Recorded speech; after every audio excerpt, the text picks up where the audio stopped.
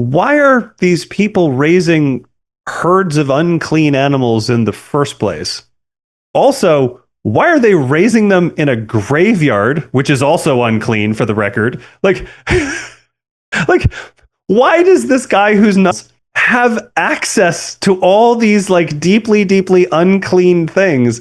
A huge part of the story is like at the end of the story, he's dressed and sitting in a chair and having like rational conversation. It's a story of overcoming delusion. And not just him, the whole culture. I mean, he's the center of the story, but this whole culture, this small culture that he's a part of, this little community, they're all totally off the rails. Everything they're doing. No wonder the guy's nuts. They're raising unclean animals in a graveyard.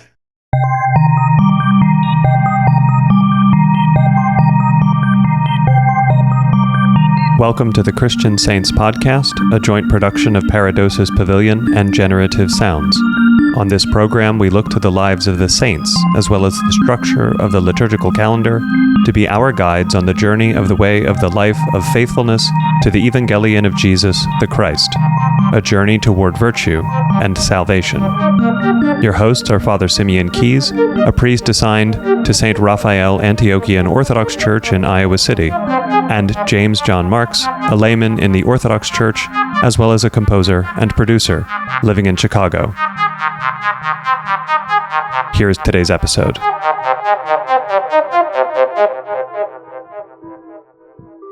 A baby being born to a pair of impoverished people who are living as itinerant people at that particular moment, that's not great joy for all people, which is why I said last time, what we're celebrating isn't merely Jesus's birthday. That's too small. What matters is God becoming incarnate on earth because of what will happen ultimately through that action. That the glad tidings of great joy is this is the beginning of God's movement in creation to destroy death. And then when I come and I say, fear not, you can, because there's nothing to be afraid of anymore. Yeah, in his incarnation, he heals us and raises us up. And it's when we look at Adam, we really can see the importance of the incarnation, because Adam has all of this potential. He is clothed in glory, and then after his sin, his eyes are opened, as the serpent told him they would be, but his eyes were open to him seeing himself stripped of God's glory and naked of God's glory. But the plan is for God to come as a human being, as the new Adam, and heal us from the effect of Adam's sin, but also in joining his divinity to our humanity to raise us up. And it's a powerful thing when we think about the incarnation. Even if we take out the fall, even if we take out the sin, if we think about the incarnation as God coming according to his plan to raise up humanity to be what we were intended to be and never achieved in paradise because of sin. And it's a beautiful thing. And this is the kingdom. This is why we sing around Christmas that the cave is heaven, the virgin is the throne of the cherubim, and the confine of the manger is laid. The infinite Christ our God, the one who cannot be contained by the universe, submits to be contained within the manger. He submits to be laid in the feeding trough of animals to heal us who had become like animals, by living according to our baser instincts, according to our inclination, rather than being oriented toward God, being that which is over the lower animals, a priest of creation. And he came lowering himself in order to raise us up. It's a powerful thing. And this is where we find the kingdom. This is why the church is Bethlehem. The church is the house of bread. the church that Christ has founded upon the earth, and the tree of life is planted there. This is paradise. So the church's mission is to gather all people into Christ's church, to experience the kingdom, to experience paradise in this life, and then to go out, bring more people into paradise, but also go out and by our living and our prayer to sanctify the world as much as we can. By the church, the church we're a biological temple made of living stones to go out and to sanctify the world. And this is our ministry, is to bring the kingdom of God into people's lives and bring people's lives, embodied lives, into the church and into paradise.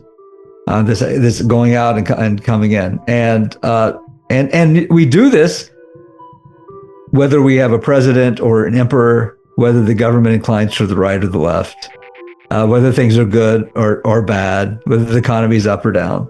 None of that changes. We've been doing it 2,000 years, and we need to remember that is our work and that is our mission. Because bringing people into the house of bread and staying in the house of bread ourselves is so much bigger than just making the world less hospitable to bad behavior. Like, that's just, in our day-to-day lives, that can seem like a really big deal. The world is a dark and awful place. I mean, I live in a big city. I see genuinely negative, awful things every day if I leave the house. I have said I live a very sheltered life. I live in a great neighborhood. I do not want for things. On the whole, I have a wonderful and sheltered life. But I have been assaulted in this city. Not bad, like not injured, not hospitalized, but I have been assaulted for no reason, because we live in a fallen world. And we're all nuts. Full disclosure, I'm nuts. We're all nuts. And so somebody who was nuts assaulted me, not because I did something to them or not because they wanted to hurt me, but because they're nuts. These things happen. And so we have these political movements, and the one movement says there's how the world should be and there's how the world is. And our job is to do anything and everything necessary to close that gap at whatever cost. What matters is making the world more like what it should be than what it is. And the other side says, we have the world as it is, and changing it will be uncomfortable for people and create more suffering by trying to alter reality. And so what matters more than anything is mitigating the suffering, even though the world's a mess. Not make the world a better place, just try to mitigate the consequences of the fact that it's a mess.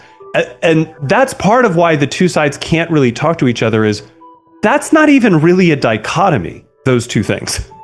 Mm-hmm. And the irony in both cases, we've talked a lot this season about our problem with being uncomfortable or being inconvenienced, that so much of our impulse to give in to our passions is driven by just wanting to feel comfortable or not be inconvenienced.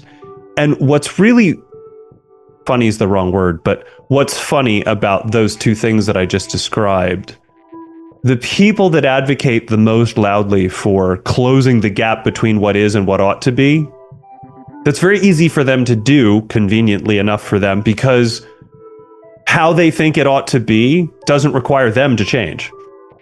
It requires everybody else to change. The problem is out there where all the bad behavior is happening, and we need to put constraints in place to rope all that in so that it gets closer and closer to the way things ought to be. You know, this is where you get the approach to the abortion issue that's just entirely about prohibition. There's no discussion of, well, okay, but what do we do about rampant unplanned pregnancy in our culture? That conversation never happens. Just about, killing less babies, which, look, we should kill fewer babies. I'm not in any way saying we shouldn't. We should kill fewer babies. Let's just explicitly say that. But that's not the whole conversation. That's not the whole conversation. That's part of the conversation. But they couch it in those terms because that way they don't have to do anything except talk about it. And so that's convenient and comfortable for them. And on the flip side, we have people who want to say, I was born this way. And so if you say that how I am is inherently immoral, the problem is your morality, because I shouldn't be inconvenienced or uncomfortable. Now, never mind the fact that, like, my sins are far more subtle than a lot of other people's, in that sense of, like, someone walking down the street is not going to look at me and be like, oh, I know what's wrong with that guy, right? Because I don't have one of these identity things that I wear on my sleeve that people in the church say, oh, that's a sin. That, by God's grace, that happens to not be who I am.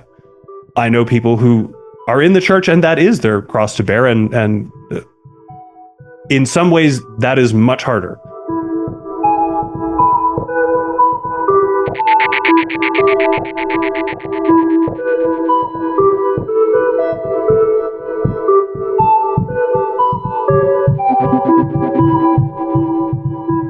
I've said this before. The problem with my sins, because they're not obvious, it's easier for me to justify them.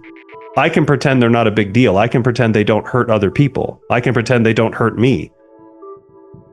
At least if your issue is something that's way out there where everyone can see it, one way or the other, you know it's a thing.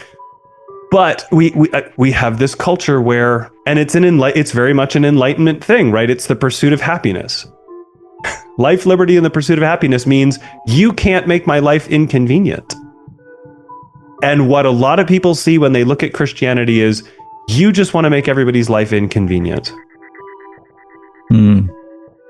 Whether you're the so-called right, the so-called left, whichever path you're using to do that, whichever way you're trying to get to utopia, it's not utopia now, which means somebody's going to have to do something they don't want to for us to get there.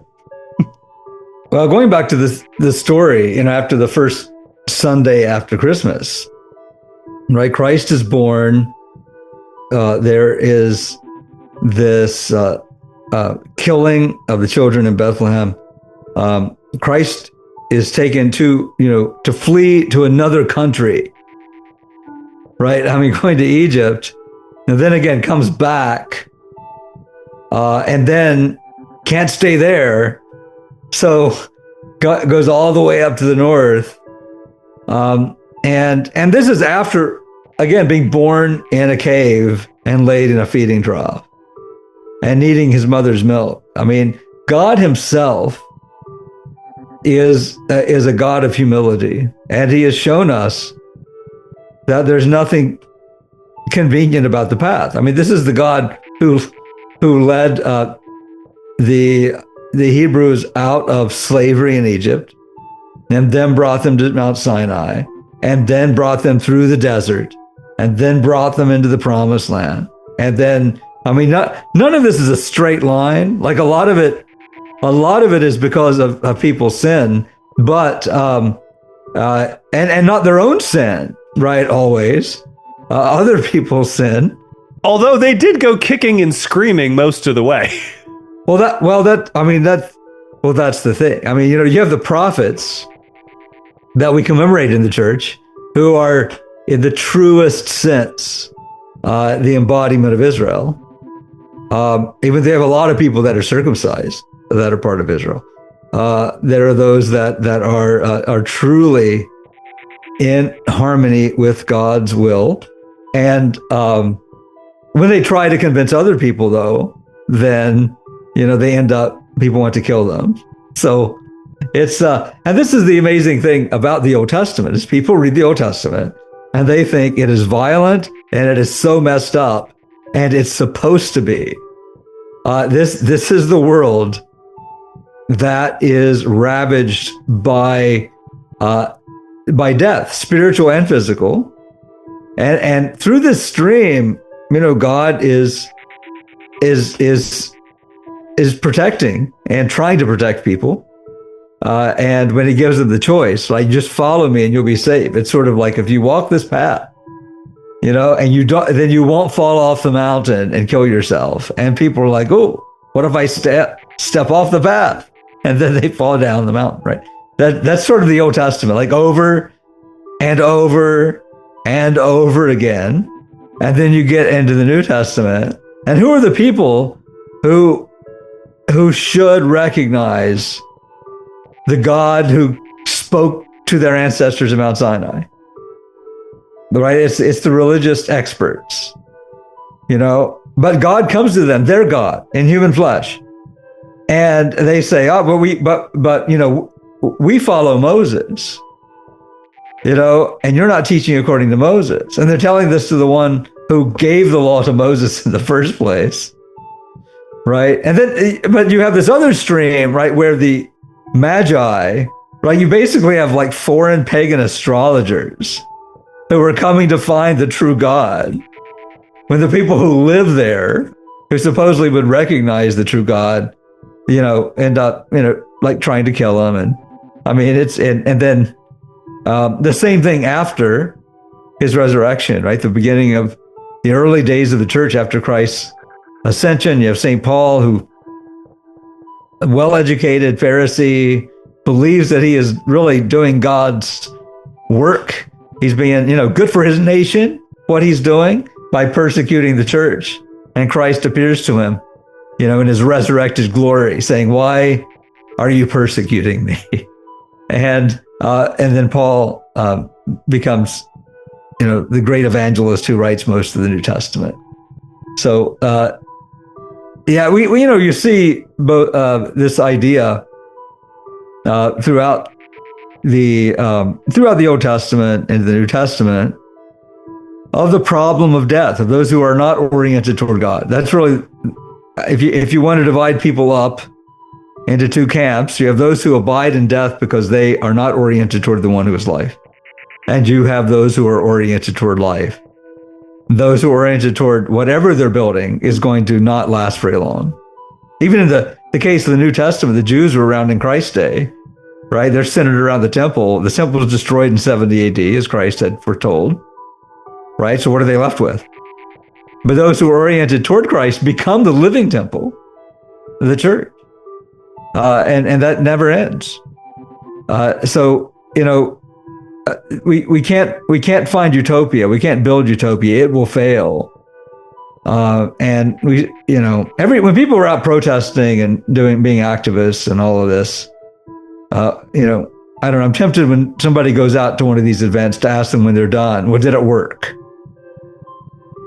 Whatever you're trying to stop, did it stop? Whatever you're trying to build, did you build it? And of course, the answer is no. It takes years of hard work. But whatever we build, if we try to build what we think we build, then it eventually becomes corrupted and falls apart, because that is the nature of the world.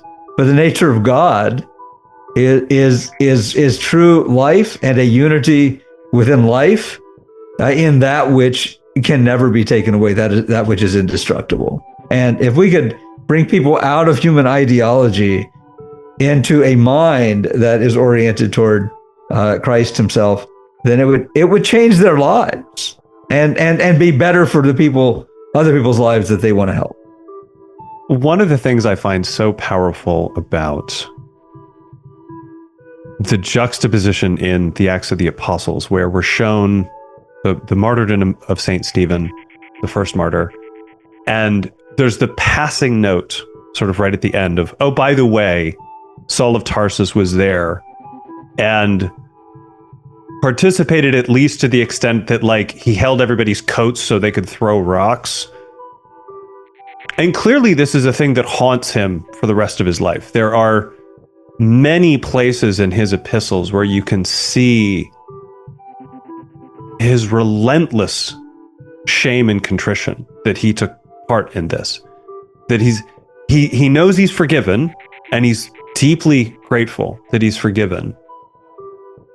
And yet he also knows that's a thing he can never fix. And he understands the depth of how awful it is. And I think about I've spent a lot of time in the southwest of the U.S.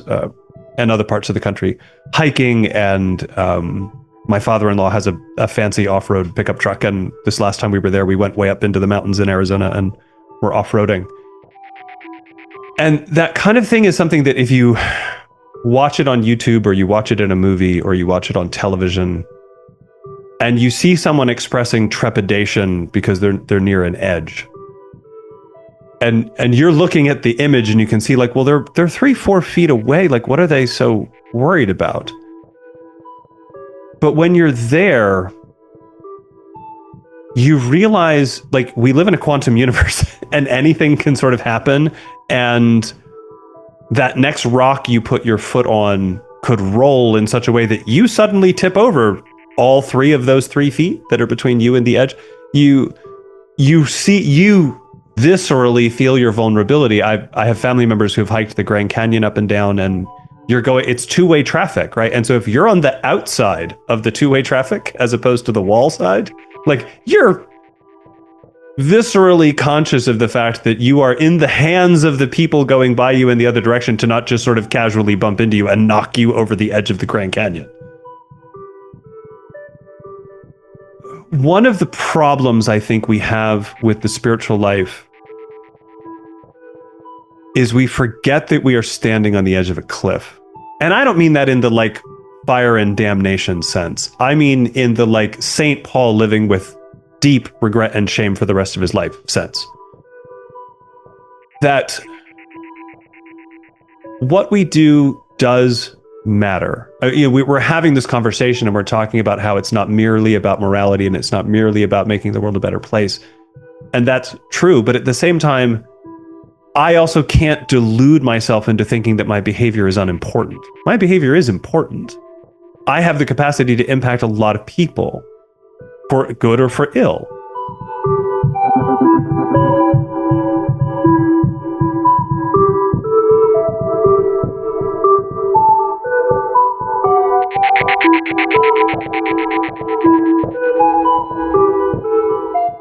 If for nothing else, because I wear this cross around my neck where people can see it all the time. And so if my behavior while I'm wearing that reflects poorly on the gospel, that's a big deal. And yet, at the same time, while we don't want to fall into the delusion of thinking it's just not that big a deal if we do things we shouldn't do, at the same time, we can't make it sort of everything. I find it interesting. C.S. Lewis is not a saint of the Orthodox Church because he wasn't Orthodox, but everybody likes the stuff he wrote, and a lot of it's very good.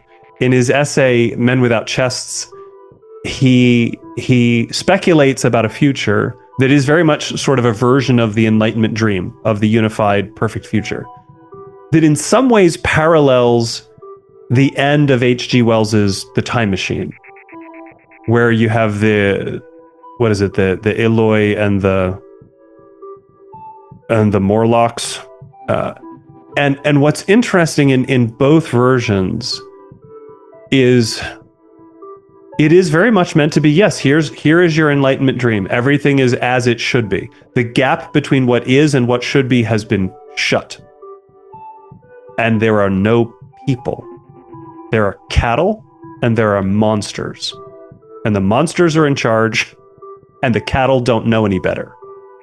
That's how and what's interesting is C.S. Lewis is a Christian. H.G. Wells wasn't. And their vision of it is the same. In fact, by the end of his life, H.G. Wells was actively an atheist. And yet he can see this idea that we're going to sort of transcend everything is actually monstrous, not awesome.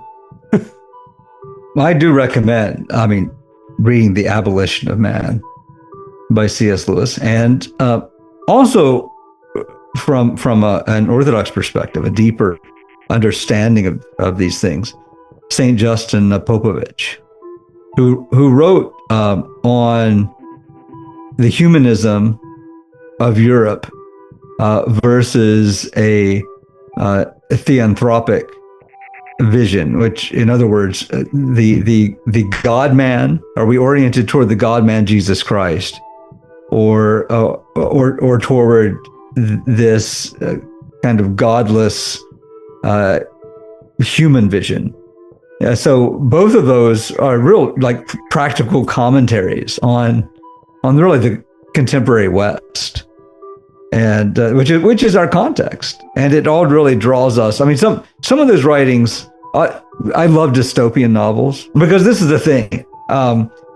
Utopia really is just dystopia, but we don't realize it yet. So dystopia is the effect of utopia, right? I love all the Orthodox people that are obsessed with Tolkien and with mythology and that whole thing. I grew up reading cyberpunk and Dune and William Gibson and Neil Stephenson, and yeah, I'm also just very I am just very Gen X, and so yeah, dystopian novels are absolutely my center of the bell curve. And I feel like, particularly with regard to this thing of like the gap between the what is and the what ought to be, dystopian fiction will help you realize the fool's errand that thing is, right? Yeah, I mean, we want utopia, but it really is a hope for something that in reality is dystopian, because we can't take care of the main problem, which is death, and I don't just mean mortality. And I always make the point that if we could, not die for a long time, of which, if you want to see a movie where this idea of immortality, of not dying, is built into political power and money. There's a movie for that. So, right? It's true. Like, the people that are wealthier and have power are going to be the ones that would harness longevity, right? Like everything else, it's sort of a commodity. But when we talk about immortality in a humanistic sense, that's just perpetual mortality. Well, it goes back to Genesis 3. This is why we're not once we've eaten from tree A, it's vitally important we don't eat from tree B. That's the point. That's exactly right. We were thrown out of paradise to keep from eating the tree of life so that we would not live in a state of perpetual death. And at Christmas, we celebrate the one who is life, joining himself to our humanity to enliven it, right? To give us each individually the opportunity to live eternal life, to eat from the tree of life again, to enter back into paradise.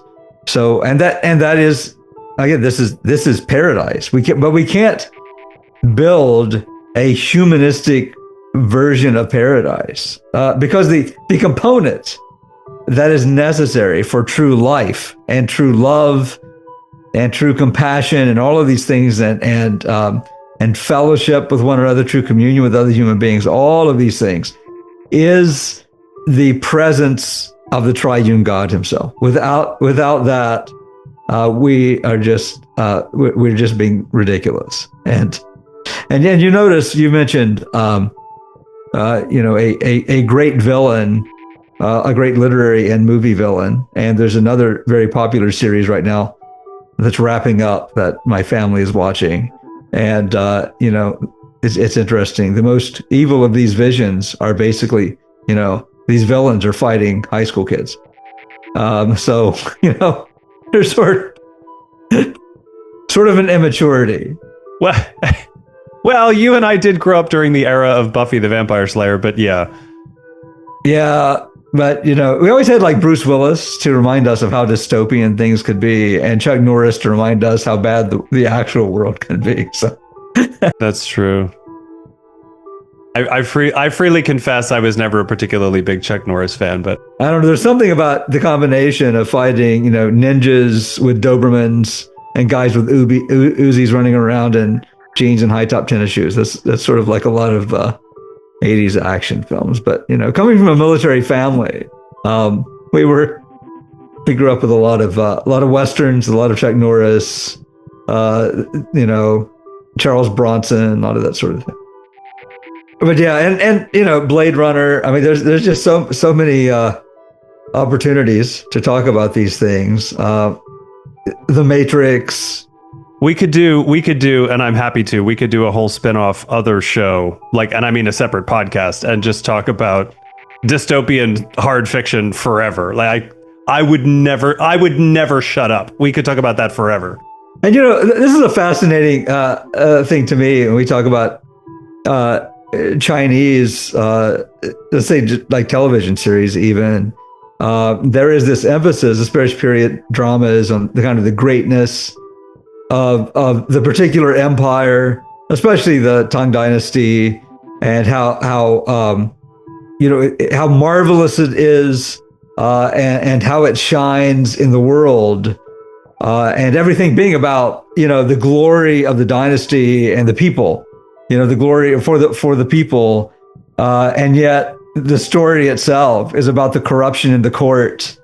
And the corruption in the society, right? So you have these ideals. Everything is done to build this maintain this beautiful society, and to expand it, and to glorify it. And yet the show itself, the plots are driven by just how base people are, and terrible people are, and vying for power and vengeance. And when they don't get it, or justice, which is turned into revenge when they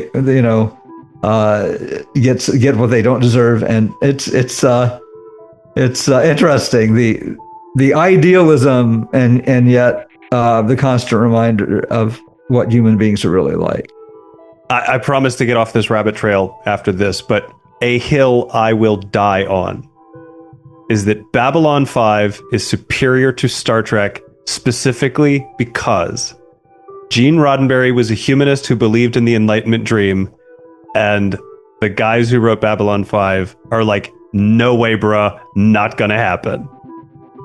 The amount of gritty real on Babylon, there's still homelessness, there's still racism, there's still misogyny, you name it, it is still happening. And they're just like, yeah, and there ain't nothing we could do about it. The best you could do is just keep riding that Mustang, right? Yeah. I'm sorry, it's better. But we don't need the shadows, because we're human beings. That's the funny thing, right? We are our own shadows. This is how I was going to close the rabbit trail and get back on topic. Is this is about our capacity for self-delusion. Again, the thing with St. Paul, I think part of what's so hard for him, he thought he was doing the right thing.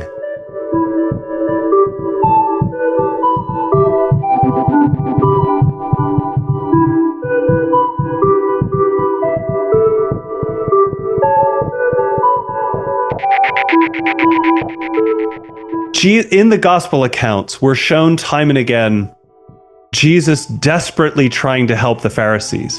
He's like, you're so close. You're missing this one crucial turn.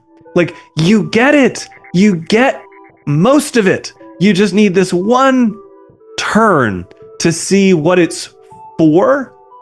You've made it an end in itself instead of realizing this is the path to something bigger. I mean, the Sadducees he doesn't even talk to because they're so lost. He doesn't bother. They're just on the will to power, and there's no helping them. But the Pharisees are close. And so again and again and again and again and again, to the point that he clearly at some point loses his temper, because he's like, you brood of vipers, what's wrong with you? He desperately is trying to get them to see the turn. But Paul's not there. He's a Pharisee, but he's elsewhere in the empire, and so he doesn't get that part. And so he comes too late to this realization of the bit that he was missing. And then he's just haunted by his capacity for self-delusion for the rest of his life. I think about, it's in Mark 5, it's probably in at least one other place, but which we get it read in church twice a year because it's so disconcerting. The Gerasene Demoniac and the pigs that run into the ocean for no apparent reason. I do not envy priests that have to preach on that passage, and you have to do it twice a year, so that's fun. But like things that goes maybe a little unexamined by your average reader of that passage. Why are these people raising herds of unclean animals in the first place? Also, why are they raising them in a graveyard, which is also unclean for the record? Like, like, why does this guy who's nuts have access to all these like deeply, deeply unclean things? A huge part of the story is like at the end of the story, he's dressed and sitting in a chair and having like rational conversation. It's a story of overcoming delusion. And not just him, the whole culture. I mean, he's the center of the story, but this whole culture, this small culture that he's a part of, this little community, they're all totally off the rails.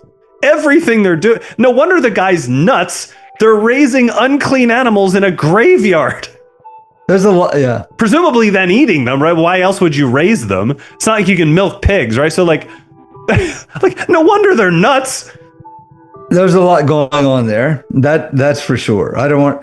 Don't get me started on that. But there's also a rabbit trail, I realize.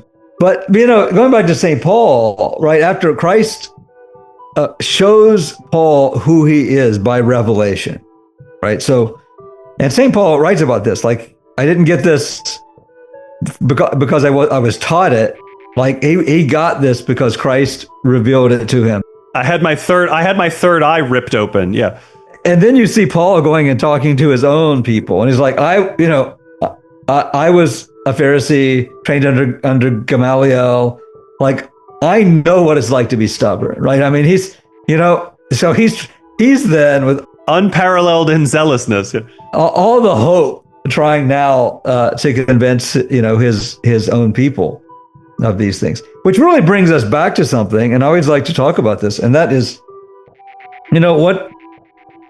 why can't people see this, this path of the kingdom? Why are people very practically, this is practical, so stuck in trying to work towards some kind of utopian vision, and rather than seeking a kingdom that can never end? And I always like to bring us back to these principles. And the first thing is humility in our hearts.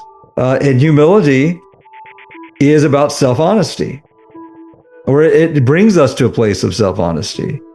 And a problem that we have is that when we want to build utopia, we think other people are the problem. If people could just be kind to each other, if they could just do this, if they would just be like this, if they just understood this like I do, right? And then they could join me in this great movement, and we could change the society and make everything better.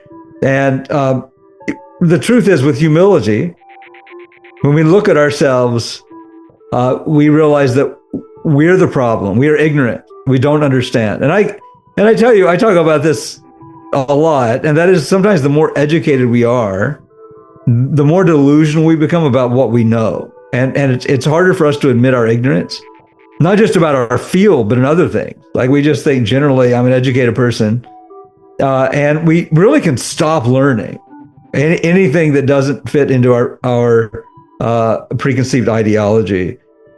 But so that humility is necessary. If we're not humble, and Christ showed us again by laying in a manger in a feeding trough, being born in a cave, eating his mother's milk, having to flee the country, all of that. He has showed us humility as an example. And with humility comes obedience. And this goes back to paradise with Adam and Eve and pride, and believing that I can do it according to my self-will, which is the opposite of obedience, and there's some people who will have a vague idea about God, and it's like, I'll listen to God, but I won't listen to any man. And I'm like, well, God became a man, so you're kind of in a pickle. So we have to be obedient. Christ said, if you deny yourself and follow me, if you deny yourself, you can take up your cross and follow me, right?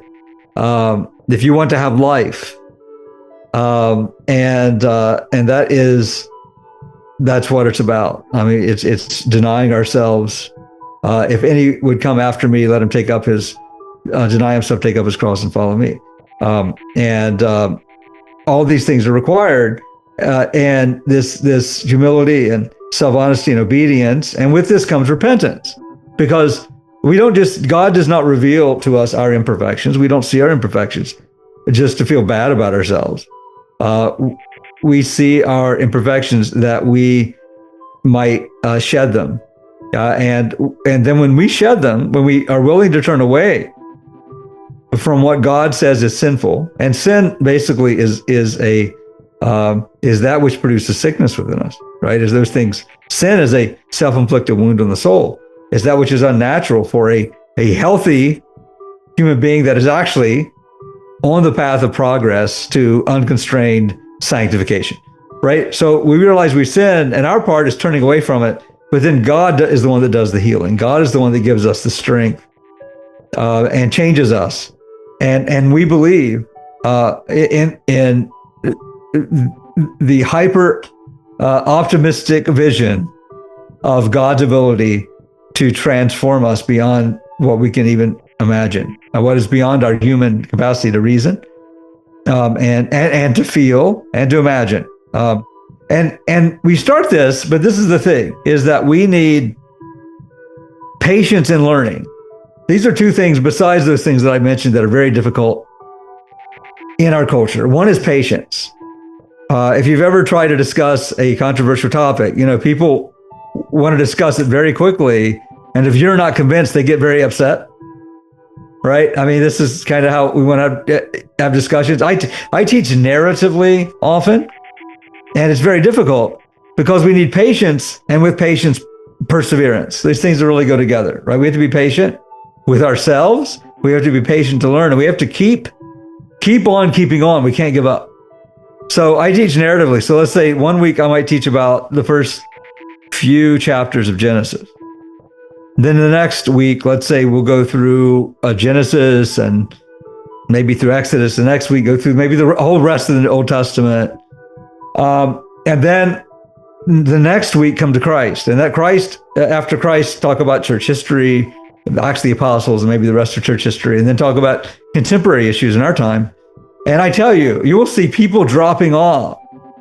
So that the number of people you have when you talk about Jesus, or I talk about Jesus, and the number of people that were there the first session, it's like Jesus is the whole point. Yeah.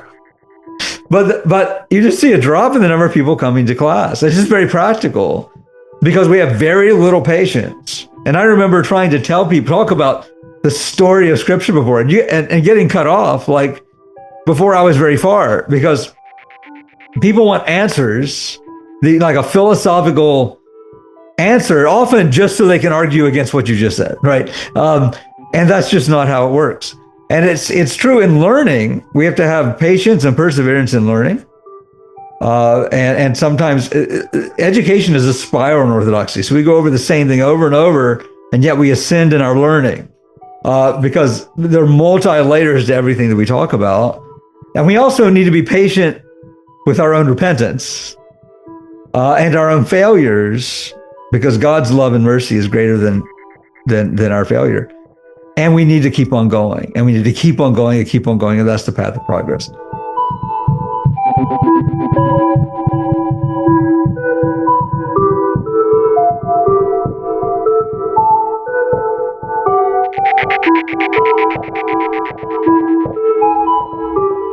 I've talked so many times about the joy of, because I'm a layperson and you're a priest, I realize you also go to confession, but I don't have the experience of hearing confessions. I only have the experience of giving confession. And I talk a lot about the beauty of that process. One, because I know people who are not part of the church who maybe are interested in the church. That may be one of the things that is of a concern to them, of like, I can't believe you're going to expect me to like tell somebody all the stuff I do wrong. And that sounds scary. And I'm not going to pretend it's fun. I don't look forward to it in that sense of like, hey, this priest that I have a lot of respect for and really love, I'm going to go tell him all the stuff I've done wrong over the last 6 weeks. Like, no, but the perspective that it gives you on yourself. I've been Orthodox almost 15 years, and wanted to be for a long time before that, and was in the Roman Catholic Church for a time, and so was doing confession there too. So I've been going to confession off and on for 20 or 25 years now. It gives you a perspective on yourself when you realize, I've been doing this for decades and I'm still saying the same things. I haven't, it's not like when I first joined the church, well, I stopped murdering people and I stopped eating babies, but I've been doing this a long time now. So like we're down to the part now where I tie my shoes a little too tight, and I had one extra piece of chicken at dinner that I shouldn't have had. Like, that's not how it works. I am saying the exact same things. Well, not exactly the same things, but basically the same things that I was saying 5, 10, 15 years ago, longer, because I'm still me, right? Like my where I'm broken is where I'm broken, and God is healing it. It's different. It's not the same. In some ways it's smaller, which makes it harder because it gets more and more and more internal. The really obvious things I was doing wrong when I first joined the church, because I'd been out in the world before that and nobody cared what I did, that stuff resolved itself very quickly. Now we're on to the same underlying sin, but it's like it's in me where no one else but me sees it, which in some ways is way more dangerous. Because it still has an impact on my marriage, on my life with my family, on my life with my fellow parishioners, people I know here in the city, but in a far less obvious way. And so if I'm not going and telling somebody, this is still my problem, this is still my problem, this is still my problem, I can fall back into that delusion of like, oh, well, the big thing, I've stopped doing that, so I guess I've got that sorted now. Paul stopped helping people get stoned, right? And he could have easily fallen into this place of like, well, I got that sorted. As opposed to like, no, me thinking I'm the solution to the problem, that's going to go on forever. And I'm sure for the apostles, that was actually a huge temptation. God opened their mind to show them the truth in a unique way in almost all of human history, right? The temptation to then think they had all the answers was probably significant.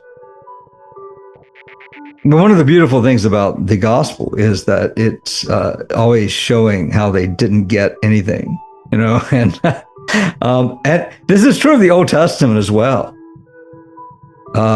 There's just so much in the Old Testament, so much misunderstanding, like about everything, and it's like Moses goes up on the mountain to talk to God, and what do the people do? It's like, hey, let's make a big cow, let's make an image of God. How about that?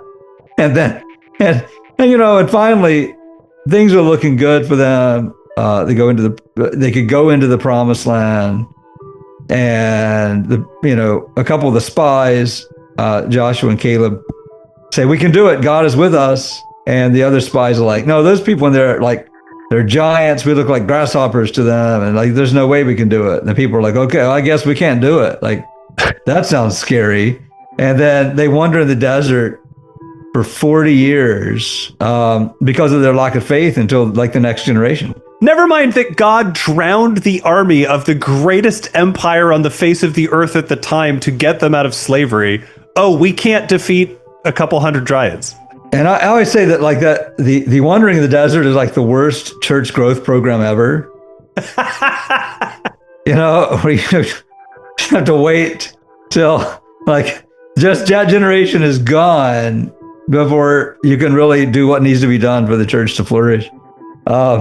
And it's not about the numbers. Yeah. So and then they get into the promised land.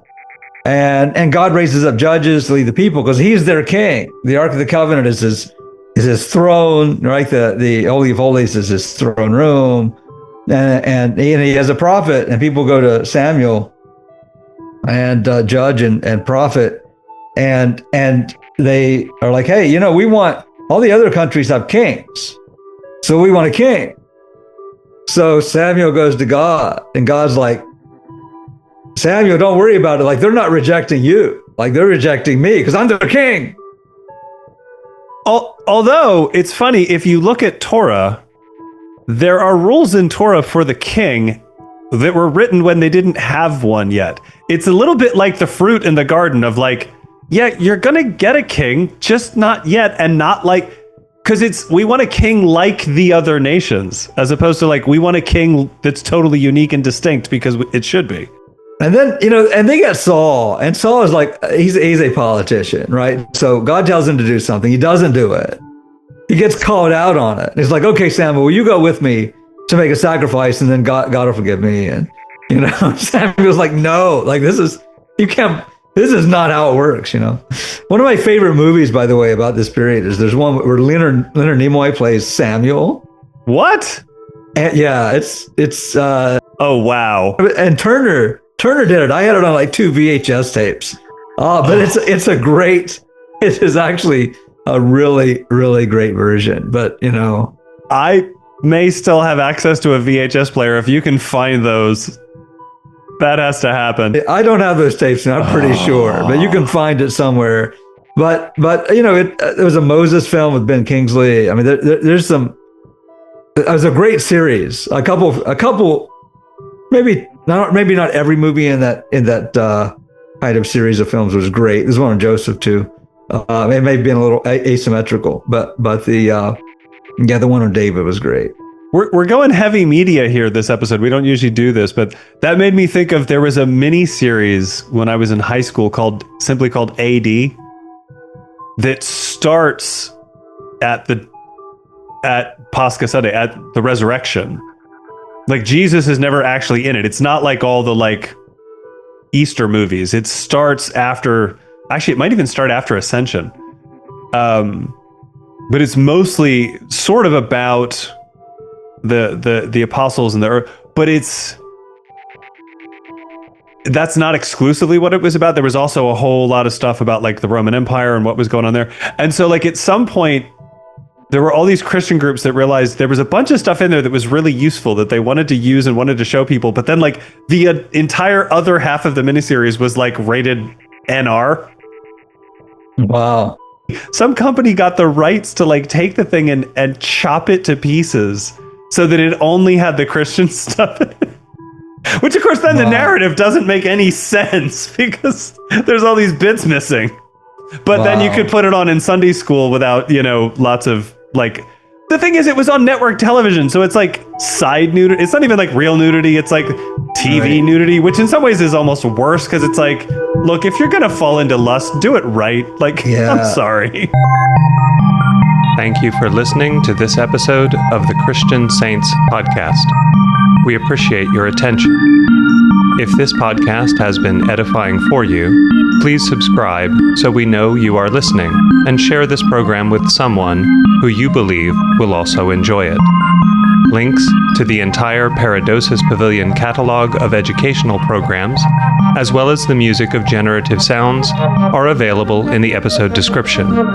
You can engage with us on Facebook, Instagram, Threads, or Blue Sky to provide feedback, ask questions, make suggestions for future episodes, or just to say hello. We would love to hear from you. Please forgive us our shortcomings and pray for us.